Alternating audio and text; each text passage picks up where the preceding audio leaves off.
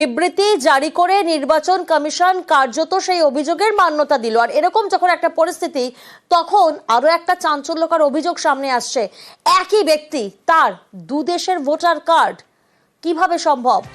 উত্তর 24 পরগনার বাগদায় চাঞ্চল্যকর ঘটনা। ভারত ও বাংলাদেশের ভোটার লিস্টে নাম রয়েছে একই ব্যক্তির।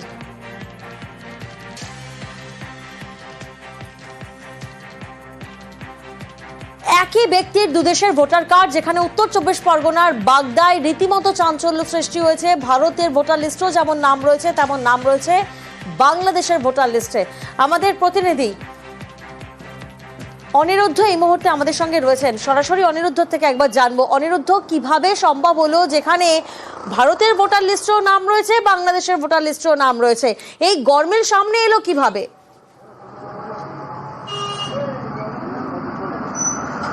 হ্যাঁ, একদমই প্রিয়াঙ্কা। দেখো, উত্তর 24 পরগনার বনগাঁ সাংগঠনিক জেলা বিজেপি সভাপতি দেবদাস মণ্ডল আজকে একটি সাংবাদিক সম্মেলন করে নথি দেখান তিনি, এবং সেই নথিতেই তিনি উল্লেখ করেছেন যে একই ব্যক্তি বাগদার মালিদা গ্রামের বাসিন্দা শহীদুল বিশ্বাস, তার ভারতবর্ষের এই মালিদা গ্রামেই তার ভোট রয়েছে এবং বাংলাদেশের যশোর জেলার চৌগাছাতেও তার ভোট রয়েছে।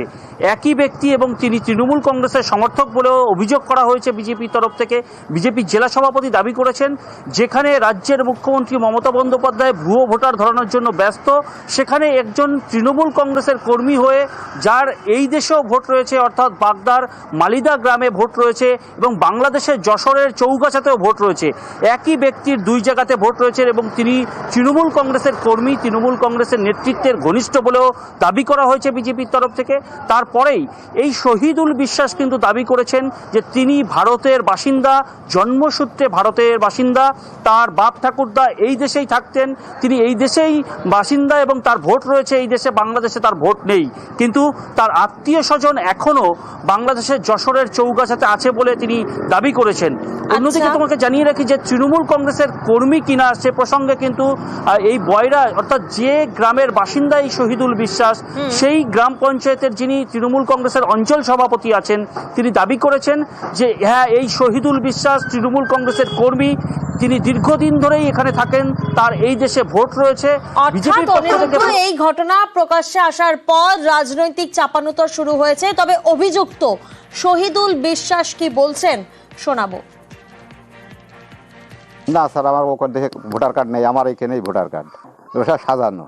তার কারণ স্যার ওইদের সম্পত্তির ব্যাপার নিয়ে আমি কেস করেছি, বুঝলেন। ওরা হচ্ছে আমার বাবা হাসে জেঠার হাঁটাইনো ছেলে, বাংলাদেশ থেকে এসেছিল, এসে আমার বাপের জেঠার হাত থেকে বাপ কাকা বলে এখানে বিয়ে শাদি করে সেই সম্পত্তি ফাঁকি দিয়ে খাচ্ছে। ওই তাই আমি কেস করেছি, তার জন্য আমার এই সব মানে বদনাম গাচ্ছে। কিন্তু আপনার কি বাংলাদেশে ভোট আছে? না, এগুলো তো অবশ্যই জানানো হবে। ডিএমকে জানানো হয়েছে, ডিএম কোনো উত্তর দেননি। নির্বাচন কমিশনে অবশ্যই যাবে, আমরা সমস্ত লিস্টটা তুলছি এবং এভিডেন্স দিয়ে, যেমন চৌগাছা যশোরে বাড়ি, সে নাকি ভারতবর্ষের ভোটার, এরকম বহু আছে, এভিডেন্স সমেত আবার আপনাদেরকে দেব এবং নির্বাচন কমিশনকেও দেব। শহীদুল বিশ্বাস বাই বার্থ ইন্ডিয়ান, তার পরিবারও এখনো ইন্ডিয়ান। অতএব এইটা নিয়ে বিজেপি একটা চক্রান্ত করছে এবং শহীদুল বিশ্বাস সে একজন সাধারণ ভোটার, সে কোনো দলের না। কিন্তু আমি যতটুকু জানি, খবর নিয়ে দেখলাম যে শহীদুল বিশ্বাস এখানকারই বাসিন্দা, সে কোনো বাংলাদেশের নাগরিক না। দুই দেশে কি ভোটার কার্ড আছে? না, দুই দেশে কোনো ভোটার কার্ড শহীদুল বিশ্বাসের নেই। সে ইন্ডিয়ান ভোটার, ইন্ডিয়ান যে ভোটার কার্ড সেটা শহীদুল বিশ্বাসের আছে।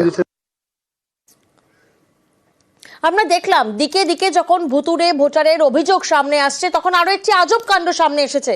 কি আপনাদেরকে দেখাই, দেখুন নাম কি দেখাচ্ছে এখানে ভোটার কার্ডে, পায়েল ভাটিয়া। তার বাবার নাম কি রয়েছে? রাহুল বণিক। আচ্ছা, এই পায়েল ভাটিয়ার বয়স কত? 34 বছর বয়স। ইনি কোথায় থাকেন? চণ্ডীগড়ে। আচ্ছা, বাবার নাম তো এখানে রাহুল বণিক দেখালো, তাহলে বাবার বয়স কত? দেখুন, রাহুল বণিক, রাহুল বণিক, যার পিতার নাম এখানে রয়েছে সত্যেন্দ্রনাথ বণিক, তার বয়স কত? 33 বছর। ভাবুন একবার, আজব কাণ্ড নয়? যেখানে মেয়ের বয়স 34 বছর, বাবার বয়স 33 বছর। আবার মেয়ে কোথায় থাকেন? চণ্ডীগড়ে থাকেন। কাটোয়ার ঘটনা। কাটোয়ার ভোটার লিস্টে আজব কাণ্ড সামনে এসেছে। কাটোয়ার অবিবাহিত যুবকের মেয়ের নাম ভোটার তালিকায় রয়েছে। চণ্ডীগড়ের পায়েল ভাটিয়া। প্রতিনিধি রণদেব এই মুহূর্তে আমাদের সঙ্গে রয়েছেন। রণদেব, দিকে দিকে ভোটার তালিকা স্ক্রুটিনি হচ্ছে, আর স্ক্রুটিনি করতেই তো কেঁচো করতে কেউটে আসছে বোধহয়। হ্যাঁ, একদমই তুমি যেরকম বলছো ঠিকই। এখানে মমতা বন্দ্যোপাধ্যায়ের নির্দেশে কাটোয়া বিধানসভায় যখন স্ক্রুটিনি করতে শুরু করেন বিধায়ক তথা জেলা সভাপতি রবীন্দ্রনাথ চট্টোপাধ্যায়, তখনই এই 168 নম্বর যে পার্টে 446 নম্বর ভোটারের নামটি সামনে আসে, পায়েল ভাটিয়া। আদতে সে দাইহাটের বাসিন্দায় নয়, এলাকার বাসিন্দা না হয়েও কিন্তু এলাকায় তার নাম উঠেছে ভুতুরে বাবা দেখিয়ে। ভুতুরে বাবার নাম হচ্ছে রাহুল বণিক। রাহুল বণিকের বাড়ি কিন্তু দাইহাটে, সে কিন্তু দাইহাটেই থাকে, তারও কিন্তু এই ভোটার তালিকায় নাম আছে। রাহুল বণিক কিন্তু পরিষ্কার বলছে কিভাবে নাম উঠেছে পায়েল ভাটিয়ার তা জানে না, কিন্তু পায়েল ভাটিয়ার বয়স 34, তার বাবার বয়স 35। এই ভুতুরে কাণ্ডতেও কিন্তু ব্লক প্রশাসনের মধ্যে চাঞ্চল্য ছড়িয়েছে এবং বিধায়ক রবীন্দ্রনাথ চট্টোপাধ্যায় লিখিত অভিযোগ জানাচ্ছে নির্বাচন কমিশনে।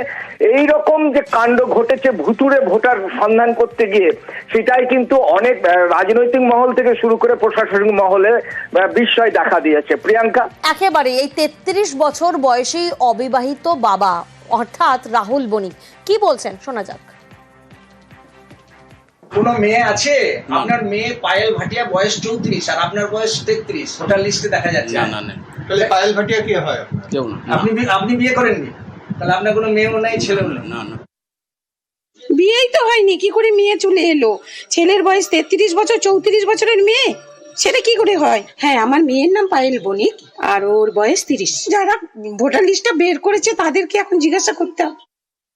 কর্মীদের বলেছি প্রত্যেকটা বাড়ি বাড়ি ঘুরে এই ধরনের যে ভুয়া ভোটার এই ভোটার লিস্টে অন্তর্ভুক্ত করা হয়েছে সেগুলোকে বার করে নির্বাচন কমিশন, বিডিও, এসডিও আমাদের দলীয় ঊর্ধ্বতন নেতৃত্বকে জানানো, যাতে এই নামগুলো ভোটার লিস্ট থেকে বাদ দেওয়া যায়। বারবার হেরে গিয়ে বিজেপি ভোটার লিস্টে ভুয়ো ভোটার ঢুকিয়ে সেই ভোটের মাধ্যমে জিততে চাইছে। বিডিও, এসডিওকে জানাবো, তার সঙ্গে নির্বাচন কমিশনকে জানাবো এবং আমাদের দলের ঊর্ধ্বতন নেতৃত্বকে জানাবো। 168 নম্বর বুথের বিএলও আমরা খবর নিয়ে দেখলাম সে একটা ভারতীয় জনতা পার্টির পরিবারের সদস্য, অর্থাৎ তার বিরুদ্ধেও আগে অভিযোগ করা হয়েছিল, আবার অভিযোগ করা হবে।